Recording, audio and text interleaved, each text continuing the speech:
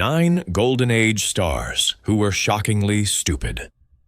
Golden Age Hollywood didn't just create movies, it manufactured perfect stars. Publicists fed magazines, fake IQ claims, scripted interviews word for word, and even used stand-ins for tests. If someone froze on set or forgot lines, crews used tape marks, hand signals, and careful editing to hide it all.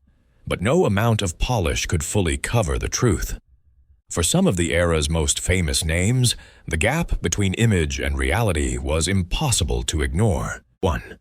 Jayne Mansfield. Jayne Mansfield was sold as the woman who had it all, the curves of a pin-up and the mind of a genius. Magazines bragged about her sky-high IQ, claimed she spoke multiple languages, and printed glamorous photos of her reading philosophy in bubble baths. She wasn't just a sex symbol, she was a smart sex symbol. But according to people who worked with her, the truth was far less polished. Crew members recalled Mansfield struggling with basic geography, once asking whether Europe ever had summer or if it was just England weather all year. Another journalist remembered her asking if Paris was that place with all the British people. These weren't jokes. Witnesses said she asked with complete sincerity. Directors learned that explaining emotional nuance was a lost cause. One frustrated filmmaker developed a simple system. Blue meant be sad, red meant be angry. Mansfield tried compensating by memorizing impressive-sounding words, but often used them so wildly out of context that entire rooms fell silent. When her connection to Anton LaVey began stirring controversy, she reportedly couldn't understand why. But devils aren't real, so what's the problem? She asked, baffled that perception mattered more than literal belief. Mansfield insisted she was misunderstood, that the dumb blonde was just a character. But those who knew her claimed the opposite, that the studio's invented brilliance was the real performance. 2. Sonny Tufts. Sonny Tufts came from wealth, attended Yale, and had the classic leading man look. On paper, he should have been dependable. But people who worked with him described a mix of confusion, bad decisions, and heavy drinking that made him Hollywood's most reliable catastrophe. One production manager remembered Tufts walking onto the wrong set, not the wrong stage, but the wrong movie, and insisting he must be the star, because look at my face. During a wartime Bonds tour, he couldn't understand why events happened early, suggesting the military move everything later when people are actually awake. But the incident that cemented his reputation happened at a charity event. Tufts was found passed out inside a children's petting zoo with rabbits hopping across him. When he woke, he tried convincing the zookeeper he was judging an animal contest in December, at night. Paramount eventually issued a public statement distancing themselves from him, something studios almost never did. Directors shot his scenes one line at a time because he couldn't remember dialogue. Crew members compared working with him to directing a very tall, very drunk child. 3. Mamie Van Doren. Mamie Van Doren was groomed to compete with Marilyn Monroe and Jayne Mansfield. She had the look, the confidence, and the studio push. But according to people who worked with her, interviews with Mamie made publicists break into a cold sweat. Her grasp of history became legendary around studio hallways. During one press junket, she allegedly told a stunned reporter she believed World War II happened sometime in the 1970s. Another time, she insisted Abraham Lincoln invented the telephone, and when someone mentioned Alexander Graham Bell, she said he was the guy who rang the Liberty Bell for freedom. Crew members said she defended these facts with absolute certainty. Universal realized unscripted conversations were too risky. Publicists began scripting her interviews line for line. Former studio staff said she was limited to a handful of approved answers, steering back to memorized statements regardless of the question. Her autobiography, released years later, was filled with timelines that didn't match reality, people appearing before they were born, events misdated by decades. Those who knew her said Mamie genuinely wanted to be taken seriously. She tried joining deeper conversations at industry events, but her contributions often stopped the room cold. 4. Tony Curtis. Tony Curtis had the kind of face that made studios believe he could do anything. But according to people who worked with him, Curtis struggled whenever a script demanded deeper understanding. He often described acting in the simplest terms. In one interview, he said the job was basically talking loud with style. Co-stars admitted he genuinely believed intensity came from volume, not emotion.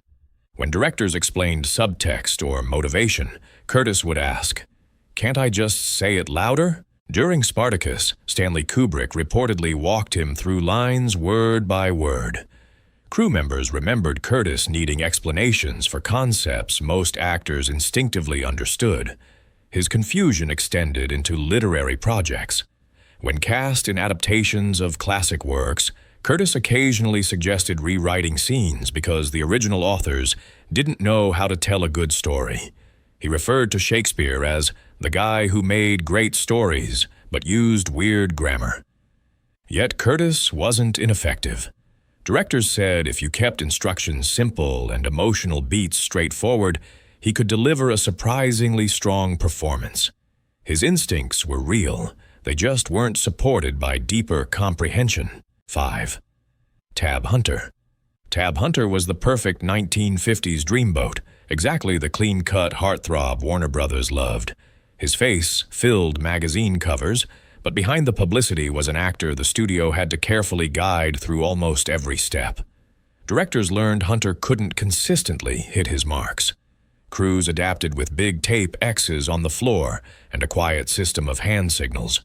Pointing left meant walk left. Tugging an ear meant deliver the line. Tapping a nose meant look at your co-star. One cinematographer said it felt like signaling a crossing guard. Hunter often delivered lines with odd rhythm, as if he'd memorized sounds rather than meaning. A dialogue coach recalled giving him the same instruction repeatedly, only for him to stress the line differently each time. Public appearances had to be even more controlled. Publicists prepared cheat sheets listing the film title, his character's name, and a one-sentence plot summary, because Hunter frequently forgot which movie he was promoting. On one junket, he whispered, "Which film is this again?" just weeks after wrapping. Those who worked with him insisted he wasn't unkind or difficult, just someone who struggled with anything abstract. Warner Brothers simply built a protective bubble that kept his image intact. 6. Hedy Lamarr.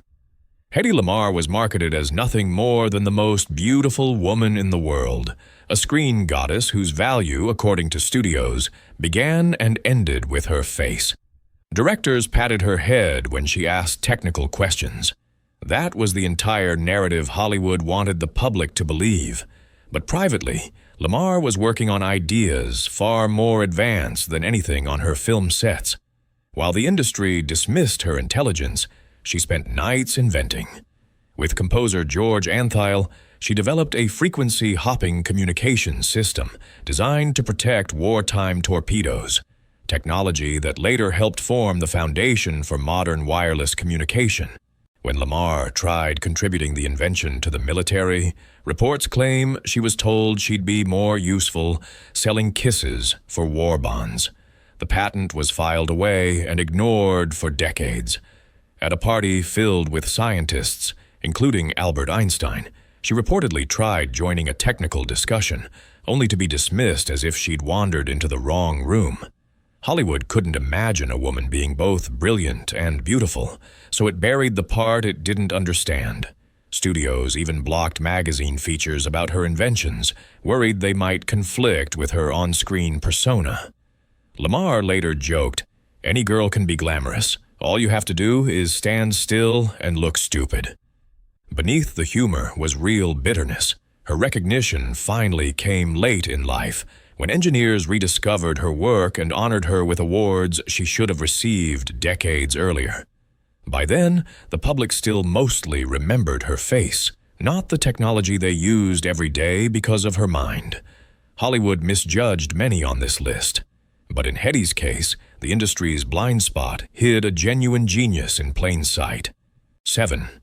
George Raft. George Raft didn't struggle with lines or interviews. His issue was something far more destructive: spectacularly bad judgment. While others battled confusion or limited understanding, Raft built his downfall with choices so disastrously wrong they've become Hollywood legend. Raft refused roles where the character died, showed vulnerability, or didn't project hard-edged masculinity. The problem? Those undesirable roles became some of the greatest parts in film history. Reports claim he turned down Rick Blaine in Casablanca, Sam Spade in The Maltese Falcon, and key roles in High Sierra, all of which went to Humphrey Bogart and transformed Bogart into an icon. Raft couldn't understand why audiences would want to watch a man torn between love and sacrifice when he could play a simple, tough guy who wins. His bad instincts extended to business. Agents recalled him rejecting highly paid prestige roles in favor of lower-paying gangster parts in forgettable B-movies, simply because they made him look tougher. Directors said Raft struggled with nuance. If you explained he wants the money, Raft understood, but he wants the money because it represents freedom from his past. He'd stare like you were speaking a foreign language. What makes Raft's story tragic is that he had talent. Scarface proved he had real screen presence, but his inability to recognize what made a character compelling handed his entire legacy to another actor. While some stars were underestimated, Raft overestimated himself, and it cost him one of the greatest careers Hollywood ever offered. 8. Linda Darnell. Linda Darnell was one of the most breathtaking stars of the 1940s. But behind the glamour was a private struggle the studio never acknowledged, a difficulty with reading and processing written material that made every script feel like an obstacle course. People who worked with her said table reads were painful. Darnell often stumbled over words, lost her place, or misinterpreted lines entirely. Today, many believe her challenges resembled what we'd now recognize as a reading-related learning difference. But in the 1940s, there was no such understanding, just pressure to perform. Directors found workarounds. Some would read each line aloud with the exact tone and emotion they wanted, then have her repeat it back. A script supervisor said it felt less like directing and more like programming a machine. Darnell developed survival strategies. She frequently asked writers to cut lines, suggesting she express emotion with a look rather than dialogue. At first, people assumed she was being difficult. Eventually, many realized she was trying to reduce the overwhelming parts of the job. Friends said she rarely read books or newspapers, preferring others to explain things. In one interview, she reportedly said, "I don't read books, I watch them on planes." The public thought it was a joke. Those who knew her understood it was literal. Despite all this, Darnell delivered powerful performances. She had true emotional intuition, a natural ability to connect with the camera.